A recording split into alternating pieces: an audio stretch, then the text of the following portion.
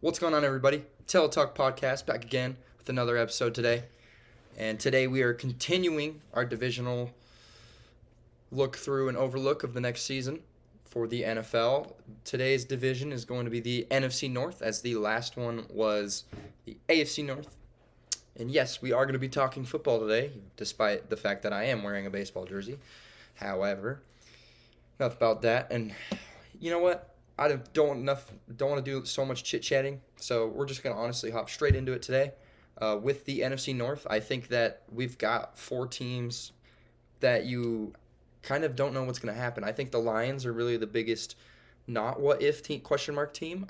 This year after having a good end of their season last year, they're definitely higher looked on than the other teams, like the Packers and Bears, who have big question marks, big things gonna happen hopefully for those teams. But to start off, we will actually start off with the Detroit Lions as our first team today. Now, for the Detroit Lions, they, in my opinion, are the most fit team to win this division this year. It's definitely going to be a lot different look of a division now that Aaron Rodgers is gone from Green Bay and now in the AFC East. And the Detroit Lions, they finished 9-8 last year, just barely missed the playoff because of the Seattle Seahawks win the same week in Week 18 over the Rams. And, you know, with the thing with the Lions for me is they are a very young team and they're a very exciting team to watch. And I love their head coach and Dan Campbell. This is a great team that I think has a bright future, including a divisional win this upcoming year, in my opinion, which will be their first time winning it since the NFC North was created. The current NFC North was created. But anyways, to get into their schedule, they start off the season against the defending Super Bowl champs Kansas City Chiefs, and I don't have them winning it. I just don't see it happening. But I do see them taking a couple games against Seattle and Atlanta, beating the two bird teams that they play this year. Dropping one to Green Bay, just because I feel like Green Bay, with the defense that they have, will be able to do something in some of their games. We'll get to them later. Carolina, Tampa Bay, the two NFC South teams they play in a row, they will win both of those games, and I actually will have them beating New Orleans down the line, going undefeated against the NFC South, as that division is a very weak division. So I've got them a pretty good record right now. I got them at 4-2. Have them losing to Baltimore, but then beating Las Vegas. So they're going to be 5-3 heading into their bye week in Week 9. So the reasoning to why I've got them here, obviously they were 1-6, 1-7 in their first 8 weeks last year. I don't think they're as bad as a team as they were last year towards that first half of the season. The biggest question last year was that defense. They had by far the worst defense in the NFL, but one of the best offenses. They're definitely doing some revamping to that defense. I'm excited to see how they perform. We'll talk about that once we get done with the schedule. Heading it out of the bye week, they're going to lose to the Chargers, but then I have them winning 3 straight against Chicago, Green Bay, and New Orleans, but then dropping one to Chicago. So right now, we've got them at 8-5. And I don't think they lose any of these except Dallas. I think they finish off 3-1 for the season, 11-6. They're going to win the division, be about the 4. I think they'll be the 3 seed in the playoffs, right behind the NFC East team and NFC West team, which I'm not there yet. I'm not going to say. You guys probably might already know who or have your opinions. I'm not going to let you guys know now. I'll tell you all when we get to those episodes. But we have them at 11-6, winning their division, 3rd place in the NFC. Now, as for the Lions, let's talk a little bit more in depth about the Lions. I got a lot of stuff on here about each team. For the Lions, they had the 3rd best offense and the worst defense in the league last year.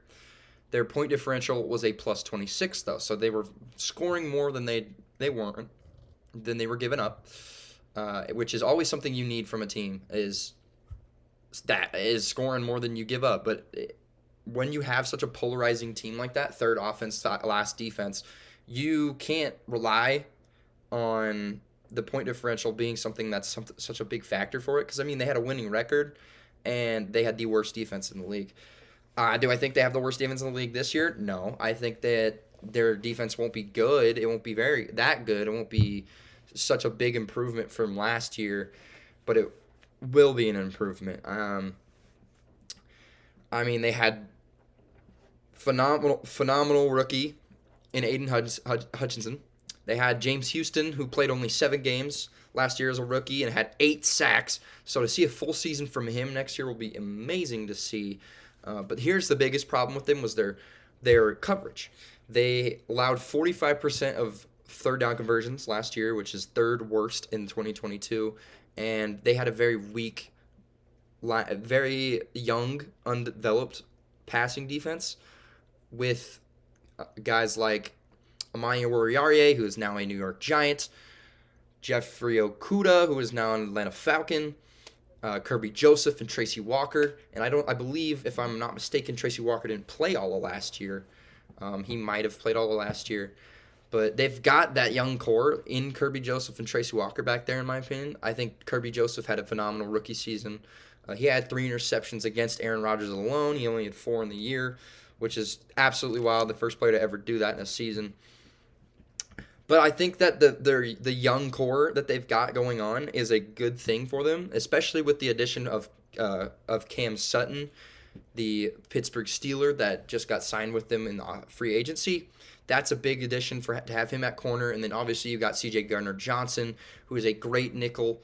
As much as it pains to hear me talk about him when he's not with New Orleans anymore, but he's great at his position. He's great at his job. However, he did get hurt, but it's saying MRI is cleared. He's going to be good, hopefully, which we always got to hope for the best. And I'm good to hear that he's going to be okay. But having those extra additions in C.J. Gardner-Johnson and Cam Sutton, I think were big for this team, even though they lost guys like Amani Oruwariye and Jeffrey Okudah, which Jeffrey Okudah kind of came off a little bit of a bounce-back season, kind of, I would say. So it's a little surprising they would trade him like that, especially for pretty much nothing when he was the number 3 overall pick back in, I believe, 2019, 2018, something like that. But my biggest thing is their offense. Obviously, they had one of the best offenses in the league last year, and Jared Goff had himself a phenomenal year. Jared Goff had better passing stats than guys like Josh Allen, who everybody sees as, franchise guys, face of the franchise. This guy is the future MVP, And I'm not saying that Goff is better, because I still think Josh Allen obviously is better. Goff had a very good year when it came to decision making. He had the second least amount of interceptions thrown out of any starting quarterback, right behind Daniel Jones, with only 7 that he threw. Daniel Jones only threw 5. And then he also had 29 touchdowns and a 65% passer rate, completion percentage. And then talking about passer rating and QBR, he was top 5 in both of them. Third in passer rating with a 99.3 and then a 61.1 QBR, which was 5th in the league. I expect Goff to have another great year like this. I would hope so that he does it, especially now that Jameson Williams, despite him getting the suspension for 6 games, once he comes back, he'll have that deep threat guy in Jameson Williams. They now have Sam Laporta, who they just drafted out of Iowa. They have Jahmyr Gibbs, who they basically swapped for DeAndre Swift when they traded DeAndre Swift away. He's basically a younger, faster DeAndre Swift role where he can run the ball, he can catch the ball. He's a great dual threat running back. They got David Montgomery in free agency, which was a little bit of a question mark to me, especially letting Jamal Williams go when he is just a fan favorite. He's a lovable guy. He's a great running back. I mean, he had the league-leading 17 rushing touchdowns last year and an 1,000-yard season. Ideally, I think the Lions should have kept him and not pursued David Montgomery. But David Montgomery, I think, still could be a good piece for them. They've got Jack Campbell, the linebacker they drafted in the first round, alongside Jahmyr Gibbs, which some people may say it was a little bit of a stretch. But he's got that first-round talent, but he would have been available in the second round. They also got, in my opinion, one of my favorite pickups they got was Brian Branch out of Alabama, the safety, the DB.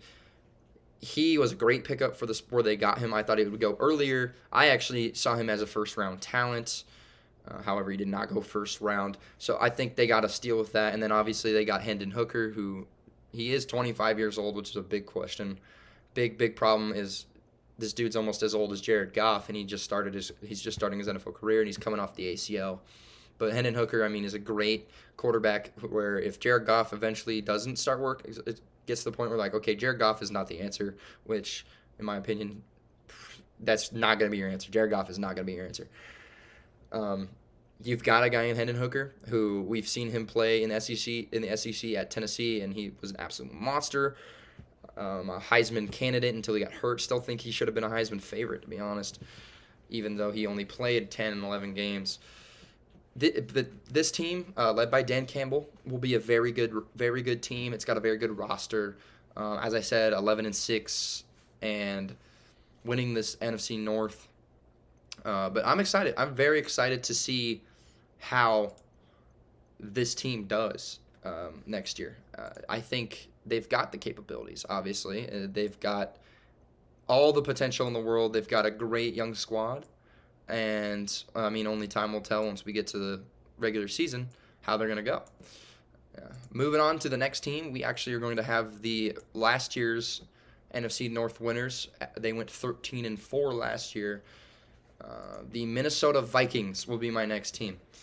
For the Vikings, last year they went 13-4, as I said. They had the 7th best offense, the 2nd worst defense, and the biggest thing for them was their one-score games, as they had a minus 3-point differential last year. Now, you look at a team that's 13-4, most of those teams, like the teams like the Bills, the Bengals, the Eagles, the Niners, the Chiefs last year, they all had really good point differentials. Then the Vikings were there at 13-4, and they had a minus 3. They won every one-score game that they were in the regular season. The only one-score game they didn't win was in the wild card round in the playoffs when it matters against the Giants. I think my biggest problem with this team is their defense is very exposable, and their offense kind of seems to lack sometimes when it comes to getting those points when they need them the most, especially because a minus 3-point differential doesn't just come from defense. As I said, the Lions, who were 9-8, had a very good offense, very bad defense, but they still had a plus 26. Kirk Cousins, I love the guy. He's a very underrated quarterback, in my opinion.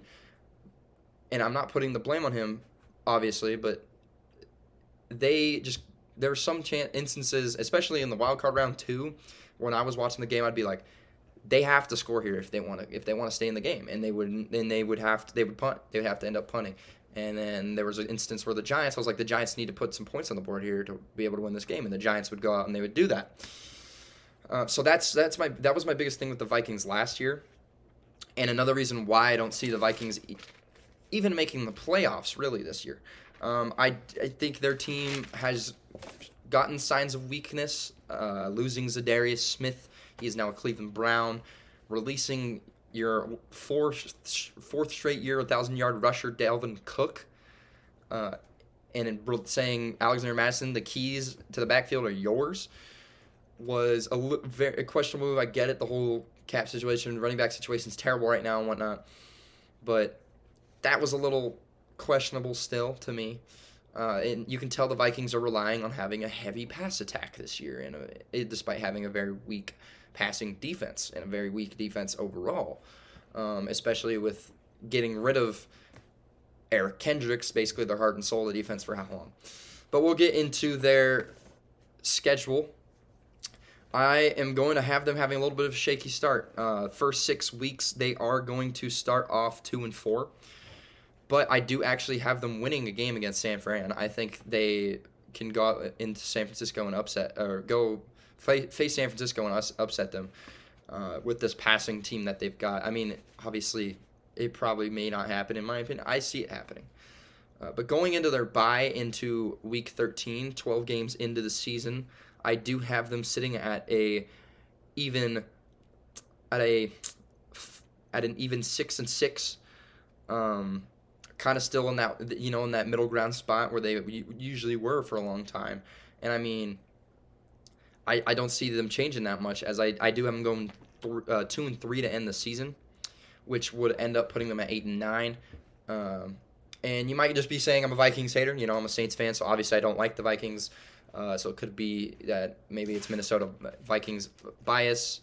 I do have them winning if I am correct, I have them winning only two divisional games.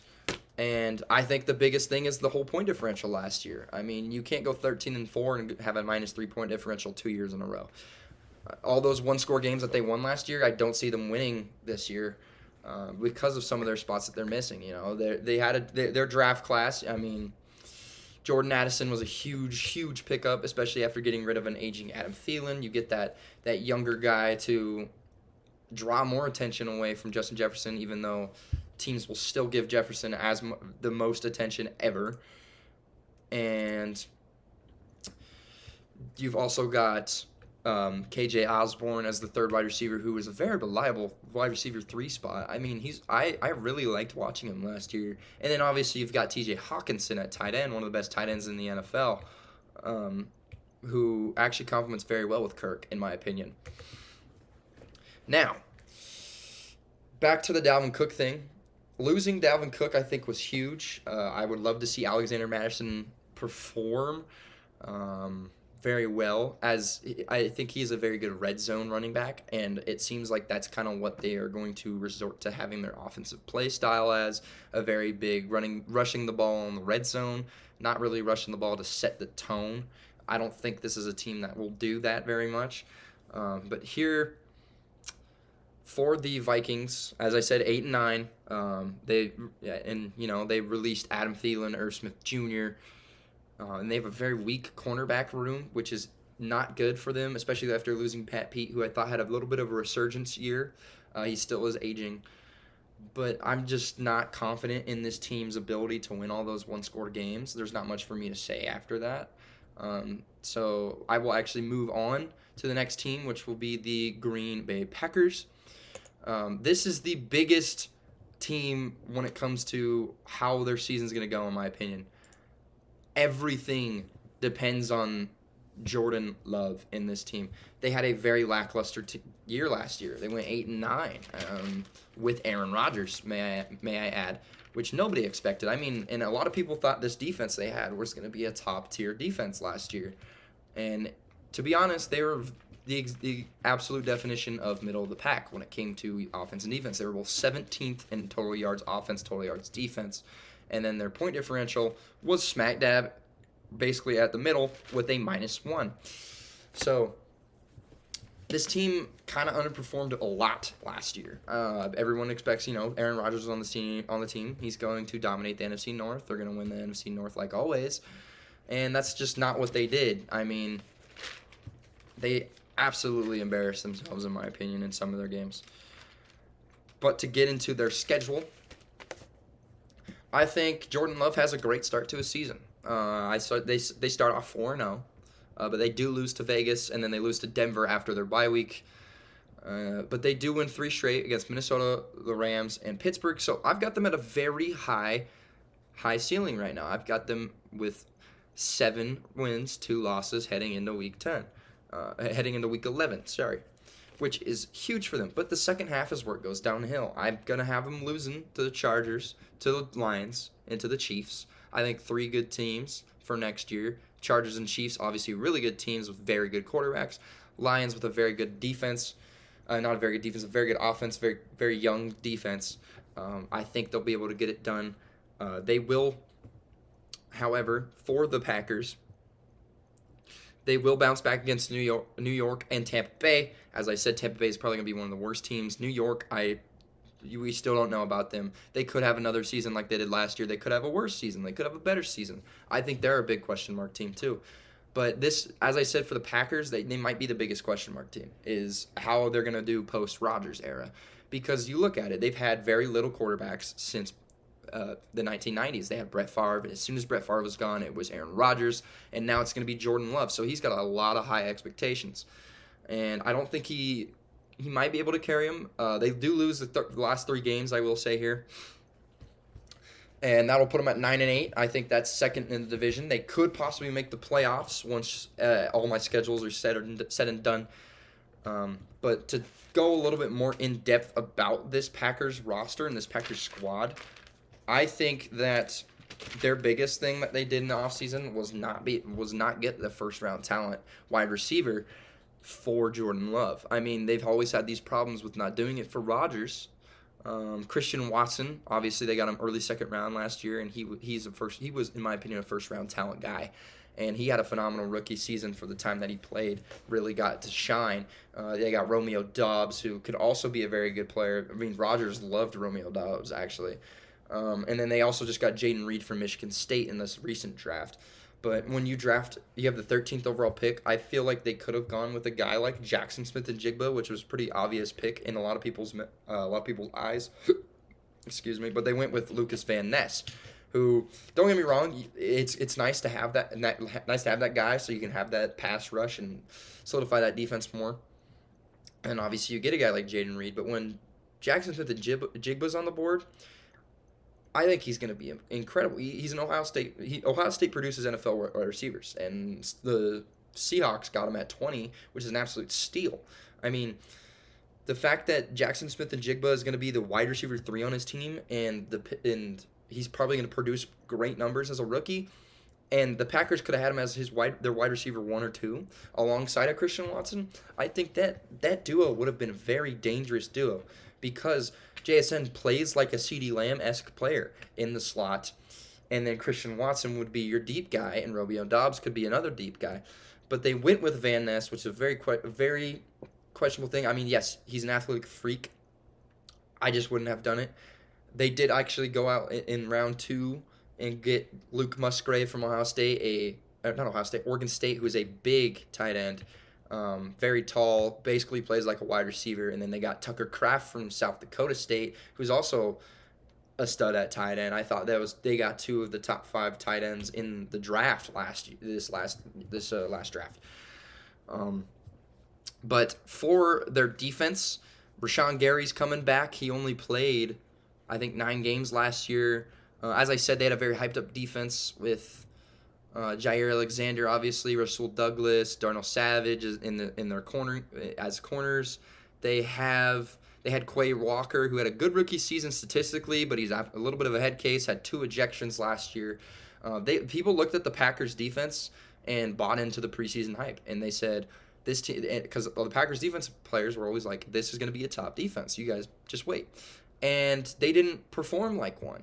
And it was a little disappointing to watch them play and go and end up being the 17th best in yards allowed, especially when a lot of people thought they'd be a top 10 defense last year. I think they could have the potential to be a much better defense this upcoming year. And they're going to need it if they want to have a successful season, especially with a guy like Jordan Love, who we don't know what we're not expecting. If you want to guarantee them to have a better season, their defense is going to be the one that needs to step up, not Jordan Love as the question mark and making himself a question mark to an exclamation point. Because speaking of Jordan Love, he's got a great backfield duo behind him when A.J. Dillon and Aaron Jones, power back, receiving back duo. Arguably one of the best duos, I think, and probably one of the best running back rooms in the entire NFL.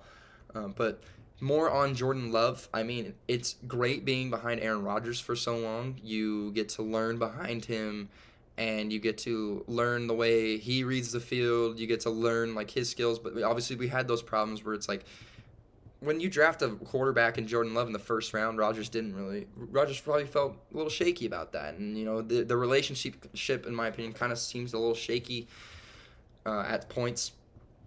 But my biggest thing for Jordan Love is obviously his whole question mark on how he's going to perform. You look at his stats from the 3 games that he's actually played more than, like, the meaningless stats. He played the full game against Detroit and Kansas City in 2021. In those games, he went 10 for 17, 134 yards, 1 touchdown, and 2 interceptions against Detroit. May I add that Detroit team was 2-13-1. Kansas City that year, that he went 19 for 34, 190 yards, 1 touchdown, 1 interception. So he had that year in the 2 games. He threw 2 touchdowns and 3 picks, and a little over 300 yards. Now, those games were not impressive. In the game he played last year when he played against the Eagles for that part of the game, he showed flashes of being really good. He was 6 for 9 with 113 yards and a touchdown. Him and Christian Watson looked like they were able to connect a lot, which is something that obviously could transition into 2023. something that a lot of Packers fans would probably hope for it to happen. We just don't know which version of Jordan Love we're going to get for a full season, and that's why this team's such a big question mark for the NFL season and for this division. Even though I do have them finishing 9-8, better than last year, I think that Jordan Love can have the capabilities to be a quality starting quarterback in the NFL, and I think there's a reason the Packers picked him in the first round when they did. I'd love to see him perform well. I think he will. That's got me going Packers 9-8, second in the division, and then going into the last team for the day today, which is going to be the team in the Windy City, the worst team in the NFL last year, the 3-14 Chicago Bears. Now, the Chicago Bears were just down, plain awful last year. I mean, they lost, I think, 10 straight. I think it was. They started the season 3-4. And then lost 10 straight. Getting that number 1 pick, we're going to start off with their schedule. Now, I think the Bears obviously have the guy in Justin Fields. I think media is kind of overhyping him too much. But at the same time, we saw what he did at Ohio State. We saw what he can do. We saw what he's done already with his legs. He's got that good arm talent. He's just got to put it all together right now. The Bears are definitely building to help him with especially their first-round pick in Darnell Wright at the 10th overall spot. And may I add, with their draft, they got an absolute haul in DJ Moore, 2 first-round picks. The one that they used to trade back to get Darnell Wright, and then the one they've got next year, the second-round pick that they've got, I believe, next year as well. And then DJ Moore again. They got an absolute steal from the Panthers, absolutely fleeced them. But to head into their schedule, I think they start slow. I think they actually may lose 4 to 5 of their first games and have a little bit of a bad start. But I think they win a couple. I think they upset Minnesota once this year. I think they've split that series. They will lose to Detroit twice. They do actually beat Green Bay, in my opinion. I think they beat Green Bay at the end of the season, but they don't start off the season with a win. Heading into their bye week, I'm going to have them with not the greatest record. They're going to only have 3 wins, so they're going to be 3-9 heading into their bye week, but I think they end their season off great, winning 4 of their last 5. I think they do beat Detroit once, as I said. I think the Bears, what it comes down to is how if Justin Fields finally has that breakout year, that Jalen Hurts type year. And I could see it happening. I mean, only time will tell, but I really hope to see it happen. And as I said, Justin Fields has got the talent. He's got the arm strength. He's got the arm talent. We saw what he did at Ohio State. We saw what he did against the Clemson defense at Ohio State. We just haven't seen that transition into the NFL. And you can say that's been play calling issues. There's been so many run plays, not very many opportunities to pass the ball, especially when he had Matt Nagy his first year. Just not good opportunities for him at all. I'd love to see Chicago have a much better season. I still think they finished last in the division. But I don't think they can be worse than last year. I mean, 28th best offense, 29th defense, a minus 137 point differential. They had the worst scoring defense in the entire league last year. They were just awful. And I mean, both sides of the ball, it was just a bad team to watch. Their offensive line was terrible. They gave up 58 sacks last year, which is 4th most. They weren't performing enough on the defensive side of the ball. But then you look at what they did in their draft. They attacked a lot of things. They had 10 draft picks. They got Darnell Wright to be a big key cornerstone to their offensive line, which is something that they needed. They absolutely did need. In Darnell Wright from Tennessee, they got Roschon Johnson, who would have been a starting running back at any other program other than Texas and maybe Alabama last year in college.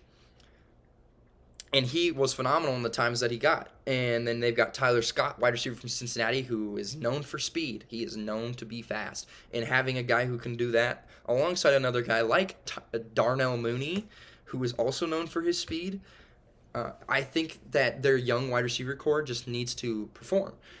They've got Chase Claypool, who, he had his good rookie season. He's not been performing ever since. and that's giving up a second-round pick, which eventually became Joey Porter Jr. to the Steelers, was kind of a big negative that the Chicago Bears did this last year.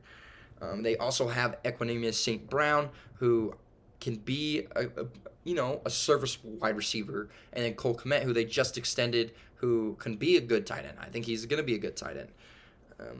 But my biggest thing is their defense, the way they improved their defense.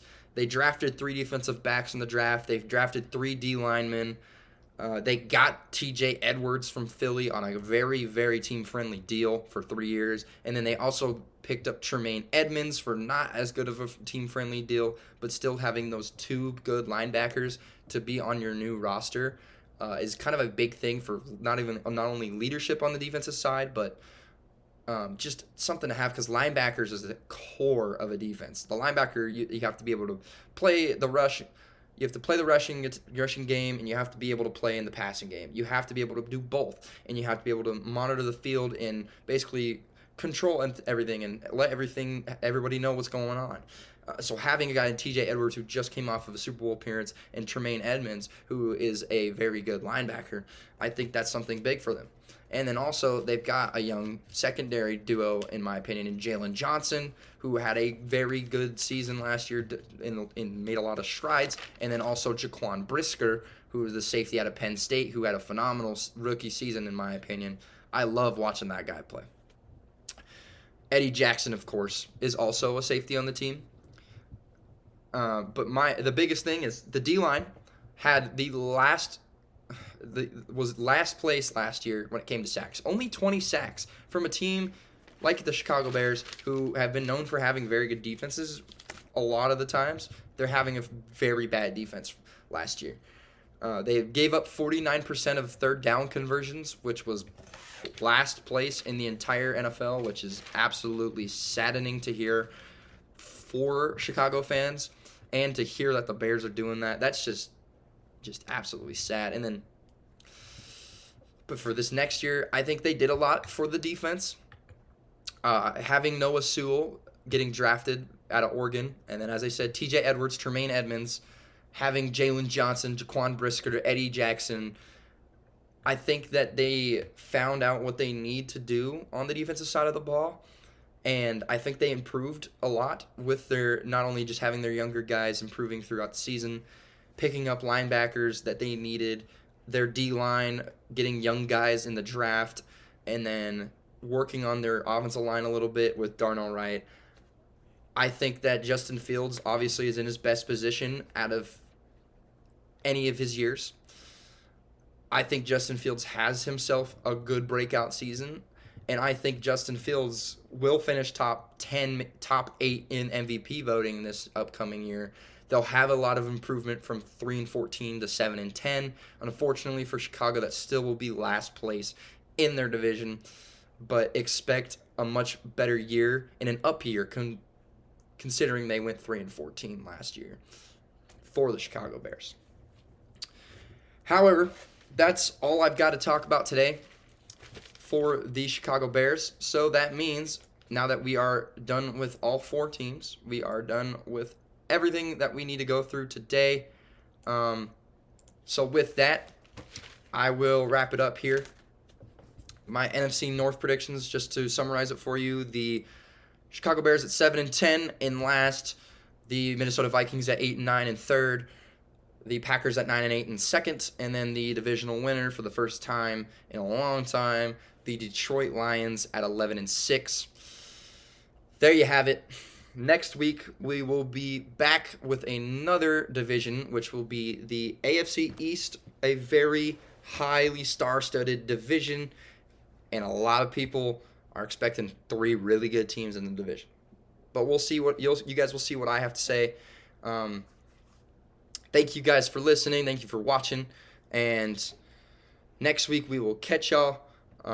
Make sure you subscribe, follow, like, just comment down everything. Follow the Instagram for content and updates about these podcasts. And that's all for me today. I'll see y'all.